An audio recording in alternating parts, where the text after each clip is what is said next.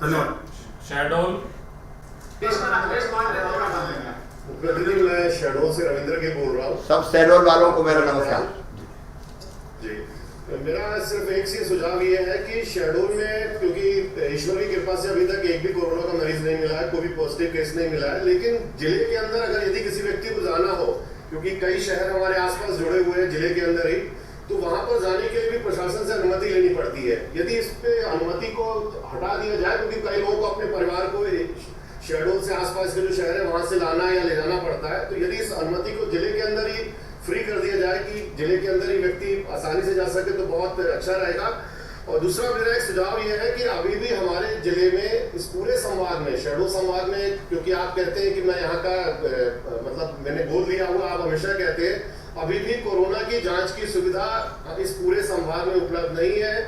जबलपुर जाना पड़ता है, जब यहाँ से टेस्ट होता है उसके बाद रिपोर्ट आने में काफी समय लगता है। यदि शहडोल में मेडिकल कॉलेज है, यहाँ पर कोरोना की जांच की सुविधा उपलब्ध हो जाए तो शहडोल के आसपास के उमरिया, शहडोल, अनूपपुर के लोगों को काफी लाभ मिलेगा। तो मैं ये सुझाव देना चाहता हूँ कि जल्द से जल्द मेडिकल कॉलेज शुरू किया जाए। धन्यवाद। तो भगवान की कृपा है, अभी शहडोल सुरक्षित है, सुरक्षित रहे, लेकिन लॉकडाउन के नियमों का हम लोग पालन करते रहें, क्योंकि ये ऐसी संक्रामक बीमारी है कि जिससे सावधान रहना जरूरी है।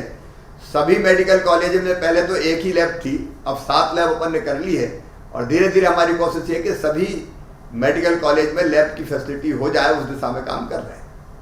मुख्यमंत्री जी नमस्कार, मैं अखिलेश पांडे बोल रहा हूँ स्टार समाचार से। जी जी नमस्कार। मेरा निवेदन ये है कि अपना शहडोल संभाग भगवान की कृपा से पूरी तरह से सुरक्षित है, तो इस जिले में जो आदिवासी मजदूरों की स्थिति है उससे पूरी रग रग से आप वाकिफ हैं। तो जो निर्माण कार्य पूरी तरह से ठप पड़े हैं, उनके पास कभी कभी स्थितियां विपरीत हो रही हैं, तो उस दिशा में कोई ठोस कदम उठाए ताकि मजदूरों की जो बिगड़ती स्थिति है उसको सुधारा जा सके। जी, मैंने प्रारंभ में जैसा उल्लेख किया था कि जो जिले पूरी तरह से सुरक्षित है, 14 तारीख के बाद वहाँ की परिस्थितियों का आकलन करके कुछ आर्थिक गतिविधियां शुरू करेंगे, लेकिन तेंदुपत्ते की तुड़ाई, महुए का फूल बीनना, वनोपज का संग्रह, इस पर कोई प्रतिबंध नहीं है। कृषि संबंधी कामों को भी हम और कैसे तेजी से शुरू कर सकते हैं उस पर भी बात करेंगे, और फिर मनरेगा जैसी मजदूरी के काम प्रारंभ हो, अगर पूरी तरह से हम लोग सुरक्षित रहते हुए कर पाए तो उस दिशा में भी कदम उठाएंगे। सागर जी नमस्कार, सबको प्रणाम, सब मित्रों। माननीय मुख्यमंत्री जी, हम सागर संभाग के पत्रकारों की ओर से मुख्यमंत्री जी को, माननीय प्रधानमंत्री जी को, पूरे जनसंपर्क विभाग को बधाई देना चाहते कि आप बड़ी संघर्षपूर्ण स्थिति में निपट रहे हैं। मेरा सबसे पहले सुझाव यह है कि सागर की अस्पताल के लिए थोड़ी व्यवस्था ठीक की जाए, बहुत परेशान हो रहा है मरीज। नंबर 2, हम बहुत घरेलू इलाज कर सकते हैं कोरोना से निपटने के लिए, कि अगर हम उबला हुआ पानी, आपने बचपन में हमने पढ़ा था मुंशी प्रेमलाल जी की जो पाठ, तो अगर उबला हुआ पानी अगर हम पिए घर में तो उससे हम भी एक बहुत बड़ा बचाव कर सकते हो। तीसरा संक्षिप्त सुझाव ये है कि लघु समाचार पत्रों के लिए रोटेशन से विज्ञापन देने की कृपा करें। हम लोग देने का अखबार बिजली निकाल रहे हैं और बांट रहे हैं। धन्यवाद। आपके तीनों सुझावों का स्वागत है। मैं सागर नई दुनिया से सतीश पाठक। सबसे पहले मैं पूरे बुंदेलखंड वासियों की ओर से आपको बहुत बधाई देता हूं कि आपने यहाँ पर कोविड-19 मशीन में जांच की अनुमति दे दी है, जिससे पूरे शहर वासियों में खुशी की लहर है। और आपसे अनुरोध है कि संकट के समय में सागर शहर के सारे जो प्राइवेट डॉक्टर हैं वो अपनी अपनी क्लिनिक खोल के और घरों पे बैठे हैं, जिससे मरीजों के ऊपर एक मानसिक दबाव बन रहा है। आपसे अनुरोध है कि उनकी क्लिनिकें खुलवाएं। तीसरा मेरा निवेदन यह है कि जो राशन वितरण हो रहा है, तो राशन तो वितरित हो रहा है, लेकिन वहां पर सोशल डिस्टेंसिंग की बिल्कुल भी पालन नहीं किया जा रहा है, जिससे एक समस्या और गंभीर रूप ले सकती है। और सागर में एक नया प्रयोग सागर के कलेक्टर ने किया है, जो पूरे प्रदेश में किया जा सकता है, चलित राशन सामग्री का। हर घर के सामने से राशन सामग्री निकलेगी और हर व्यक्ति अपनी आवश्यकता के अनुसार राशन सामग्री ले सकता है। ये वास्तव में बहुत ही अनूठी पहल है। इसका प्रयोग इसके पहले उनके पति एसपी गुना तरुण नायक जी ने भी प्रयोग किया है, जो बहुत सफल रहा है। आप चाहें तो इसका प्रयोग पूरे प्रदेश में कर सकते हैं।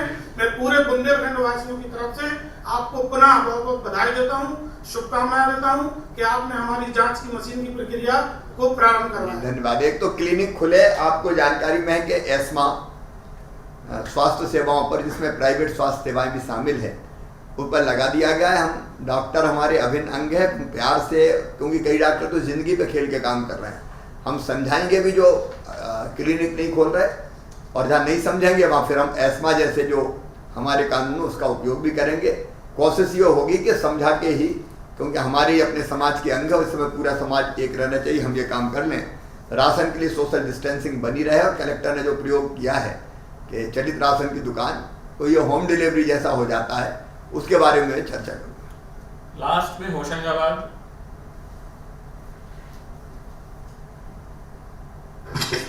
सर नमस्कार।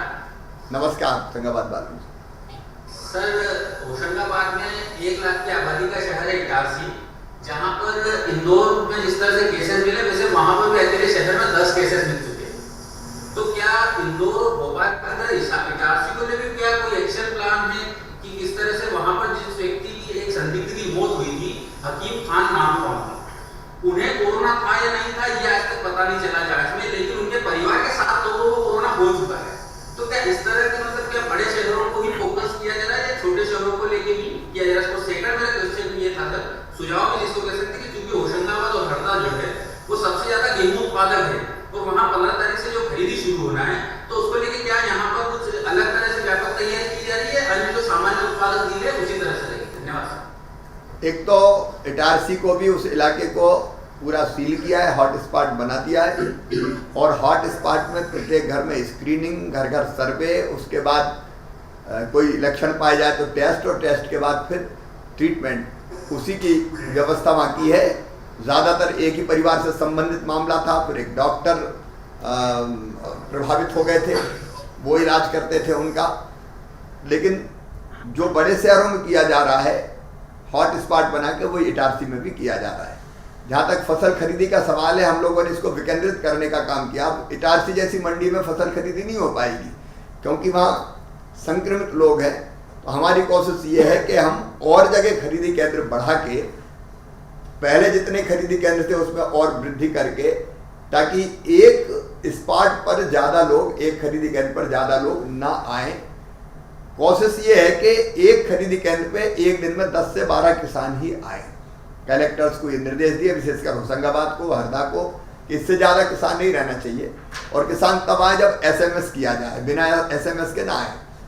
हमारे पास अभी खरीदी के लिए 40 दिन हैं, आराम से 40 दिन तो कम से कम, और इसलिए हम खरीदी पूरी कर लेंगे इस हिसाब से भी।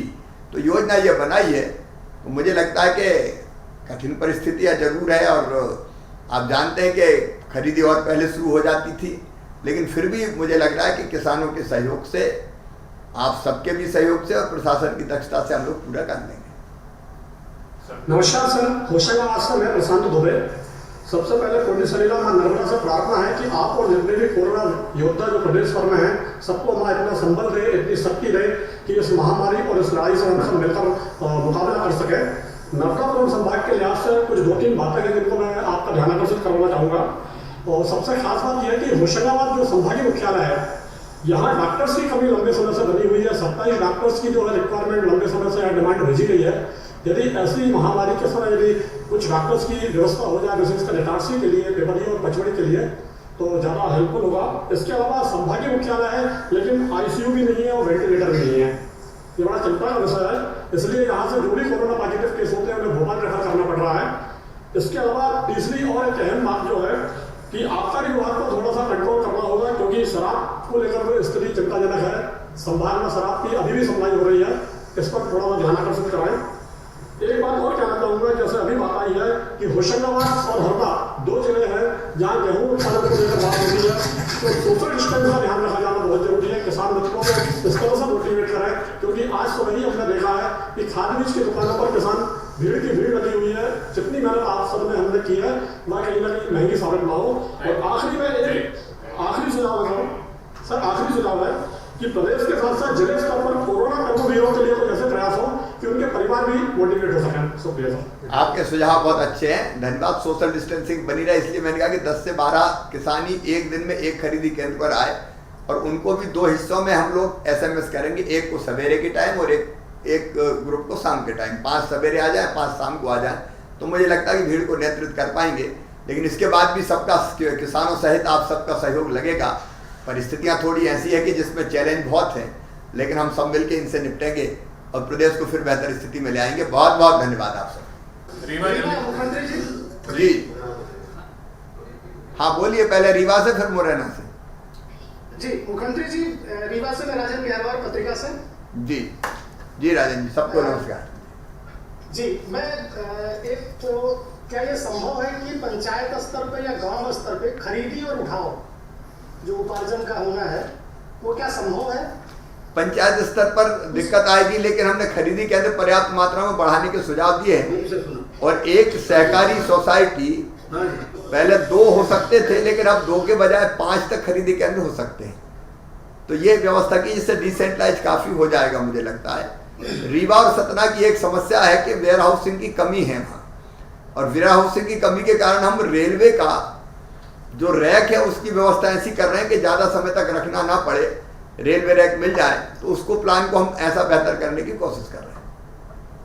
और थी मुख्यमंत्री जी, एक तो ये कि बहुत बड़ी संख्या में मध्य प्रदेश के लोग और हमारे इलाके के भी लोग दूसरे राज्यों में फंसे हुए हैं, उनके लिए कोई प्लान है क्या? दूसरा, अभी उद्योगों के साथ हमारी बात हुई थी, वो लोग चाहते हैं कि उनके लिए भी एक हेल्पलाइन सरकार बनाए ताकि हम अपनी बात रख सकें। अपने जो प्रवासी मजदूर है जो बाहर फंसे हुए हैं, उनके भोजन और बाकी चीजों की, आवास की व्यवस्था कर रहे हैं। क्योंकि लॉकडाउन के ये सख्त निर्देश थे कि कोई बाहर से ना आ पाए, क्योंकि उसके कारण दिक्कतें हो सकती है हमारे यहाँ, तो उसके कारण ला नहीं पाए। लेकिन वहाँ उनके कुशल क्षेम पूछते रहेंगे और चिंता करते रहेंगे। मुरैना। जी मुरैना, मुख्यमंत्री जी, सबको प्रणाम। मुरैना मुख्यमंत्री जी सादर प्रणाम आपको। प्रशासन, पुलिस और स्वास्थ्य विभाग के सहयोग से मुरैना में स्थिति पूरी कंट्रोल में है। 14 जो एक ही परिवार के लोग थे, उनमें से भी 7 लोगों की रिपोर्ट नेगेटिव आ गई है, यानी संख्या 7 पे पहुंच गई है। मेरा अनुरोध यह है कि सार्वजनिक वितरण प्रणाली के तहत आप गेहूं, चावल और दाल का वितरण करा रहे हैं। अगर संभावना बन सके तो इसके साथ नमक, तेल और साबुन, जो कि हाथ धोने के लिए बहुत जरूरी है, वो अगर उपलब्ध हो जाए तो ये गरीबों के लिए, गरीबी रेखा के नीचे वालों के लिए और जिन पर पात्रता पर्ची नहीं है उनके लिए बड़ा सुविधाजनक होगा, लाभ मिलेगा। दूसरा मेरा ये है कि जो कंटोनमेंट एरिया है मुरैना में, सिर्फ मुरैना जिले में एक बाढ़ है, उसको बिल्कुल। पहले सुझाव का भी आपका स्वागत। और दूसरे, स्थानीय प्रशासन को संक्रमण के खतरे को देखते हुए कदम उठाने का हम कहेंगे, क्योंकि एकदम यहाँ से निर्देश दें कि खोल दो, वो उचित नहीं होगा। तो आप परिस्थितियों का वहाँ आकलन करके कहाँ कहाँ छूट दी जा सकती है। जैसे मैंने पहले कहा कि लॉकडाउन में जब 14 के बाद शुरू होगा तो कुछ अलग तरह की रणनीति रहेगी। इस तरह अभी जो लॉकडाउन था, जो जैसा मैंने पहले जिक्र किया है, तो वहाँ जहाँ खोली जा सकती है आर्थिक गतिविधियाँ वहाँ हम खोलेंगे। लेकिन पहली जिम्मेदारी संक्रमण फैले ना, हमारा जिला बचा रहे। मैं मुरैना वासियों को बधाई देता हूँ कि एक ही बार तक सीमित है, थामे रखा है उसको हमने, लेकिन भविष्य में भी दिक्कत ना आए ये देख के कदम उठाने पड़ेंगे। बहुत बहुत धन्यवाद।